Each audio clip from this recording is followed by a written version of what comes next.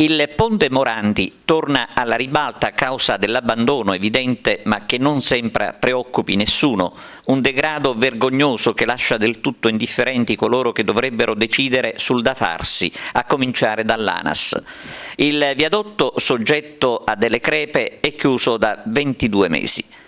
L'ultimo in ordine di tempo a mettere piede sul viadotto per vedere da vicino il degrado è stato il ministro dei trasporti Toninelli.